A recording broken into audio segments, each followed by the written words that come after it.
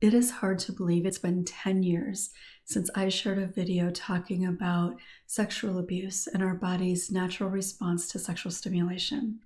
If you're interested, if you haven't seen it, I'll share a link in the description. And in that time, I have received messages from people sharing so many things about their own experiences that have ultimately led them to carry a lot of shame. And the only way that we can really end the shame around really kind of sexuality in general, but certainly when it comes to sexual trauma, is by talking about it. So today, we're going to talk about it a little bit more. Welcome. I'm Peggy Oliveira. Thanks so much for joining me. So I'm doing this video because just recently I shared a clip from that original video and asked if people are interested in having more conversation around this to let me know. And they let me know. So I know that this is an important conversation. Mostly, well, there's two things. One, mostly is that we don't have a lot of spaces where we can talk openly about the reality of a lot of this. And the second thing, which is really connected to the first, is the amount of shame that we carry as sexual trauma survivors. The shame that we carry has never been ours, which is why I use the hashtag #NotOurShame. But that doesn't change the fact that we all experience it. And when you are abused as a child, you have years and decades of carrying around that shame.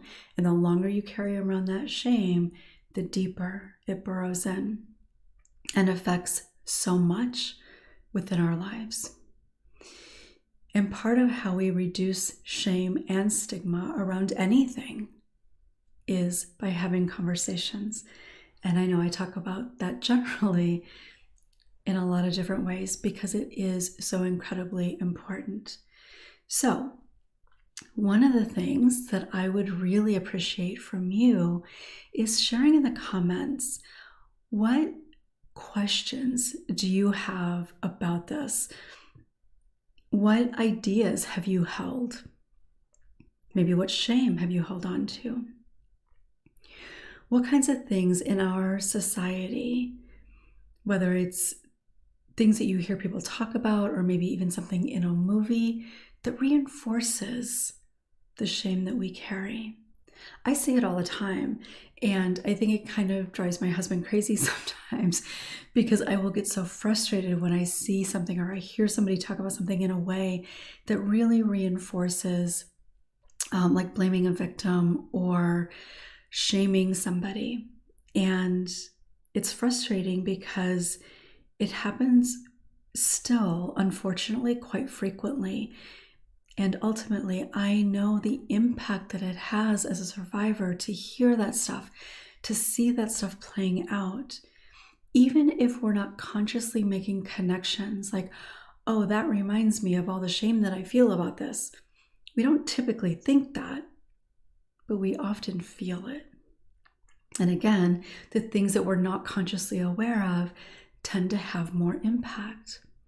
So this really is such a huge issue for all of us, for any of us.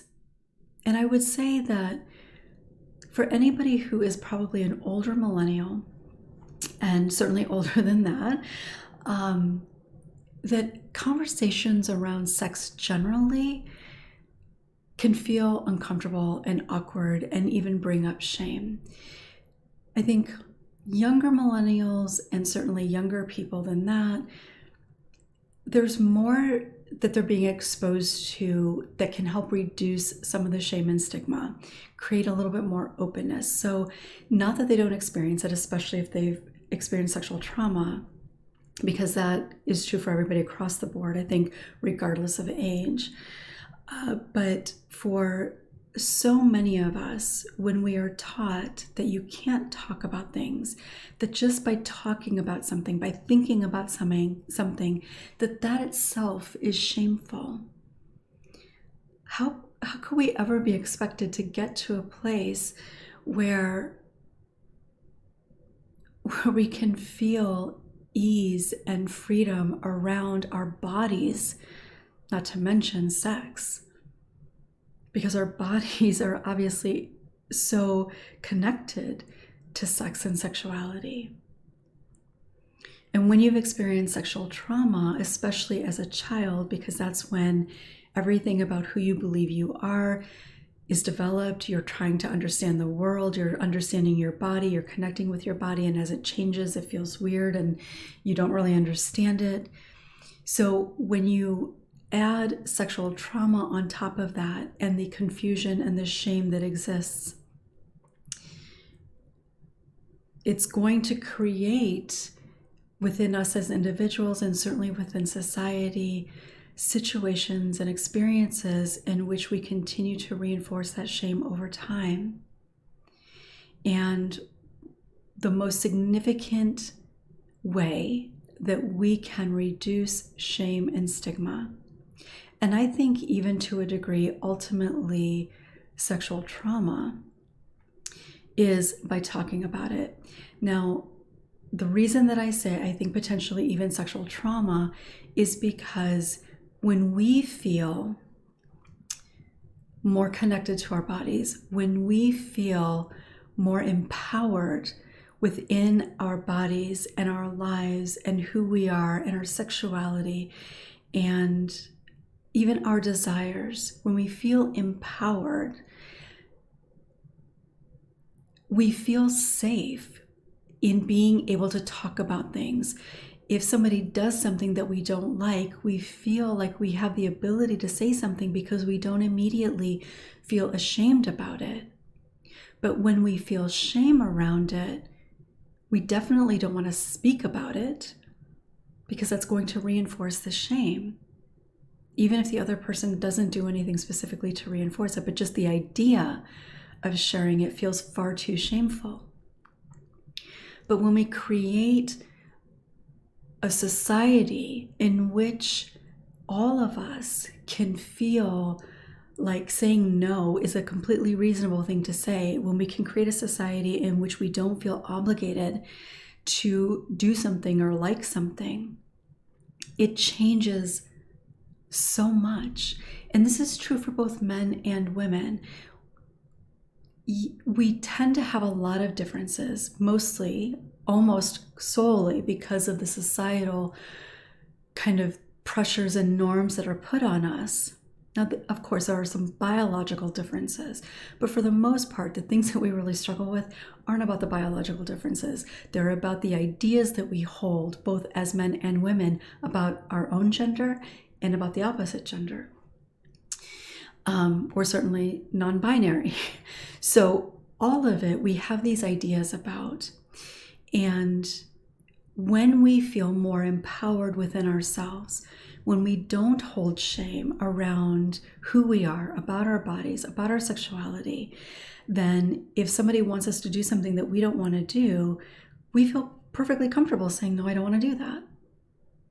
Like, it's just a simple statement, like, no, I don't like beef, like whatever it is, right? It's like, no, I don't like that.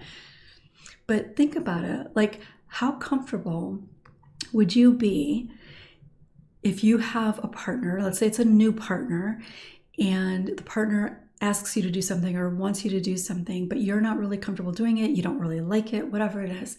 How likely are you to say, no, I don't want to do that, or no, I don't really like that?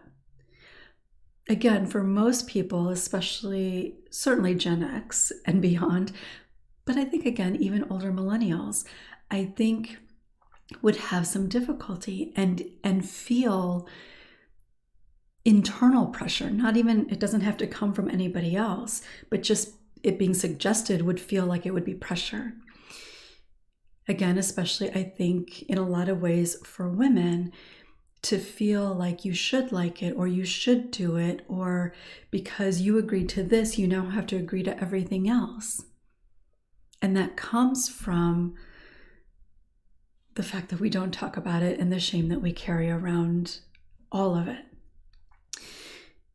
Now, this can be true absolutely for men as well, right? We have this idea culturally that men are supposed to always be ready for sex, or that men are supposed to be ready for, they're game for anything. And that isn't true. Men have similar types of thoughts and feelings and desires as women do. They don't always want to do everything. They're not always interested or ready to have sex. But we have this idea that they are, and if they're not, then they often feel like maybe there's something wrong with them, like men are supposed to be this way or boys are supposed to be this way and I'm not, so what does that say about me?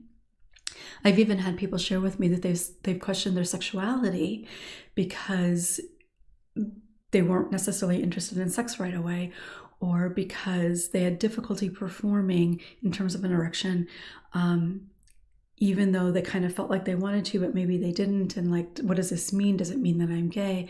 And of course, it doesn't have to mean that whatsoever.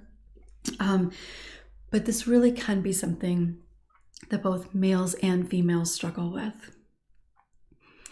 And I really do believe that the most significant factor that goes into creating a society in which we feel much more freedom is by having conversations. Truly. Even if it feels awkward, maybe even especially if it feels awkward, even if there are no like right answers, maybe it's just more about allowing yourself to have conversations. Like, I know one of the things that comes up so often, and I know more about this just from a woman's perspective, for women who are aging, or maybe because of surgical reasons, different kinds of reasons, may go into menopause early in life. But as your body begins to change, there's a lot of things that begin to change that people don't talk about. Now, granted, people haven't talked about menopause generally, other than like hot flashes and how sucky it is and your life is over as a woman and you're no longer needed. But people don't really talk about the reality of what it means to go through menopause and hormonal changes as you get older. Now, I think this is true for men as well, but women tend to go through a lot more significant changes, and a lot of those changes affect our desire. In some ways, we can also feel a little bit more empowered, but it can certainly affect desire. Something that you might have liked before, maybe you don't like anymore, maybe even feels painful. It can certainly affect just in kind of connected to desire, but not directly connect, or not completely about that. Just the changes that happen hormonally and what that means for our the way our body is functioning also has a big impact. And when nobody is talking about it, again, you think that maybe there's just something wrong with you, or maybe that's just the way it is and you have to live with it. And I will admit that when I didn't even know that I was in perimenopause. I didn't know that I was going through that entire process until I was on the other side of it, because nobody in my life talked about it. I think I was pretty fortunate that my symptoms were not really, really horrible. But there were definitely symptoms. I just didn't know that that's what it was. I thought that was just me. But once I learned it and I understood things, and I'm still learning, recognizing, wow, that's not just the way that things have to be. But again, that happened because people don't really talk about the reality of it and what it means in so many ways. And our bodies and sexuality are a significant part of that. And that is true also for men in terms of aging. But with women, there are just so many different pieces that play into it. So whether it's about what you desire or not, in terms of what you like or don't like, whether it's in terms of any struggles that you have around sex or sexuality. And when I'm saying sexuality, I'm not talking specifically about like whether you're gay or lesbian or anything like that, although that can play a factor in some things related to shame and acceptance and that kind of thing as well. But I'm talking about as individuals and how we feel about our own sexuality, being a sexual being, enjoying sex, all of that kind of stuff. So there are many ways that this can show up in our lives. And I think that one of the things that contributes to shame as we continue to get older, whether that's into our 30s or 60s or 80s, when we're not talking about stuff, we're holding it in. And any time that we hold on to secrets that in any way have shame connected to them, it reinforces naturally, it reinforces any sense of shame that we feel, certainly that we continue to hold on to. Secrecy breeds shame, without a doubt. And it's one of the reasons that I talk about how important it is to be able to talk about the things that we sometimes cannot imagine ever sharing with another human, no matter what it is, not just around sex and sexuality or even abuse or trauma. We live in a society, if you're watching this, you likely live in a society, likely grew up in a society that has not fostered healthy conversations around sex. Even now, I think a lot of parents really struggle with having conversations about sex with their children. I think it's getting better, but we still have a long way to go. And in part, that creates why children don't want to talk to their parents about it. And if a child doesn't want to talk about it, the parent's already feeling uncomfortable. So they're just going to take the cue and think, okay, then I'm not going to talk about it with you. And when my children were kind of preteen, early teens, I can't remember exactly when this was. It was a long time ago. I had two boys, and I knew that they would not be comfortable talking to me about sex. I didn't have a problem talking with them about sex, and we had talked about some things for sure, but I knew that they wouldn't necessarily feel very comfortable with me talking about sex, or really probably anybody, a parent anyway. And so I found a really incredible book, and I can't remember the name of it. If I think of it, I'll actually try to find it. I don't even know if it's still being printed. But if I can remember what it is, I'll actually share a link in the comments. There's maybe some other ones that are better at this point, but it was a huge book, and it talked about so many things that are really important for children in those preteen, early teen years especially. And a lot of it was about sex and sexuality. It really got into some pretty significant stuff, and I made my kids read it, because they could still learn without having to have a conversation with me that would make them uncomfortable. But then I would kind of ask them some things about it. I would ask them if they had questions about it. And I think in part because of that, not that they share everything with me.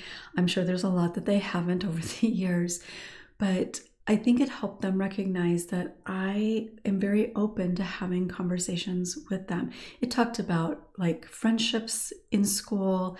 It talked about bullying. It talked about sex. It talked about our bodies, and it talked about masturbation. It talked about all kinds of things, which I think just is important generally. But the biggest thing that I think can come from conversations is being able to, again, reduce the shame and stigma. Because when there is no shame or stigma any longer, people can be open, people can feel connected, they can feel less isolated and alone. And it creates an environment where people feel truly empowered. And something that's coming to mind about this is cancer. Now, depending on your age, you may not be able to really recognize this, but there was a time that people didn't really acknowledge that they had a cancer diagnosis. And there was a lot of, I don't know, I'm not going to say that they necessarily felt shame, but I think that some people did, especially around breast cancer, and maybe other sorts of reproductive types of cancers. But there was a lot of kind of stigma and shame around having cancer, and people didn't really talk about it openly. And fortunately, in part because of the work that has been done on behalf of survivors and those dealing with cancer, it is talked about a lot more. And it isn't something that people feel shameful in disclosing that they have been diagnosed with cancer. I mean, if you are on TikTok, like people are talking about all kinds of any sorts of medical diagnoses, which again is so important. Talking about colon cancer, that definitely was something that a lot of people had a lot of embarrassment and shame around, which never should anybody have anything to feel ashamed of when it comes to anything like that. But because that part of our system, that part of our body is not something that people talk about, it naturally creates kind of this secrecy. And again, secrecy breeds shame. The more we talk about it, the less shame we feel. The more we talk about it and the more conversations we have, the more resources become available, even if it's just within our friend group, because then we know that we can share things with people. So let's talk about it. What do you wish people talked more about? Doesn't have to be related to sex. What do you wish people talked about more? What questions do you wish could be answered? And if I can provide an answer, I will do that. I'm happy to continue to have these conversations.